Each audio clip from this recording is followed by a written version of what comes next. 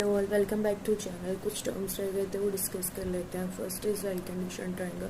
Well condition triangle मतलब each triangle has 3 angles and any of them is not less than 30 degree or not greater than 120 degrees known as well conditioned triangle. And second one is spherical triangle. Spherical triangle क्या होता है? Spherical triangle वो होता है 3 great circle के intersection से बनने वाले ट्रायंगल को स्फेरिकल ट्रायंगल कहते हैं।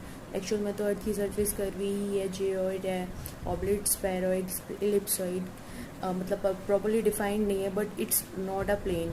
ऑलराइट, कैन बी स्फेरिकल और ऑब्लिट, स्फेरॉइड, वही जो हमने पढ़ा था।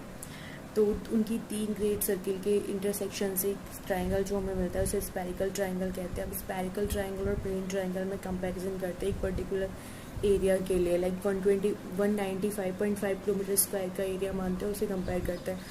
तो जो उसके एंगल्स का सम होगा, स्फेरिकल ट्रायंगल के एंगल्स का सम 1 सेकेंड ज़्यादा होगा प्लेन ट्रायंगल के एंगल्स के समय। जनरली प्लेन ट्रायंगल के एंगल का सम क्या होता है? 180 degree, not greater then that, है ना। अगर उससे ज़्यादा रहेगा तो एक दूसरे को इंटरसेक्ट नहीं कर पाएंगे ना, तो दैट्स व्हाई उसे स्फेरिकल एक्सिस भी कहते हैं। ठीक है। फिर इसके बाद में कुछ स्फेरिकल ट्रायंगल की कुछ प्रॉपर्टीज़ हैं, जैसे कि उसके एंगल्स को लेके कि उसकी साइड्स का सम जो है वो not greater then 0 to 180 degree के बीच में होता है, और उसके इंटरनल एंगल्स का sum not greater than 180 degree, और उसके साइड्स का साइड को जानने के लिए एंगल्स मानते हैं हम अर्थ की सरफेस पे, तो उनका सम 180 से 150 डिग्री के बीच में होता है, और इंटरनल एंगल्स का सम is not greater then 360 degree. कुछ ऐसी प्रॉपर्टीज़ हैं, उनको रिटर्न में भी पढ़ लेंगे।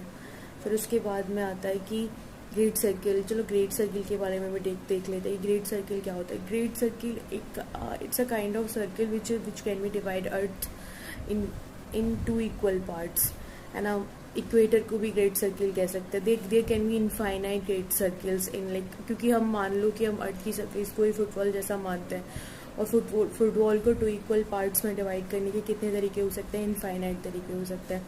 तो ये तो रहा ग्रेट सर्किल के बारे में। हमने स्फेरिकल ट्रायंगल पढ़ लिया, प्लेन ट्रायंगल पढ़ लिया, और एक चीज़ हमने और पढ़ी थी जो प्लेन सर्वेइंग और जियोडेटिक सर्वेइंग के बारे में थी। तो उसमें एक एरिया पर्टिकुलर एरिया तक ही प्लेन सर्वेइंग करते हैं, हमारे 195.5 किलोमीटर एरिया तक। उससे ज़्यादा होने पर अपन उसे जियोडेटिक में काउंट करेंगे, और ईच 12 किलोमीटर्स के लिए 1 सेंटीमीटर इंक्रीज लेंथ मान लेते हैं आर्क की।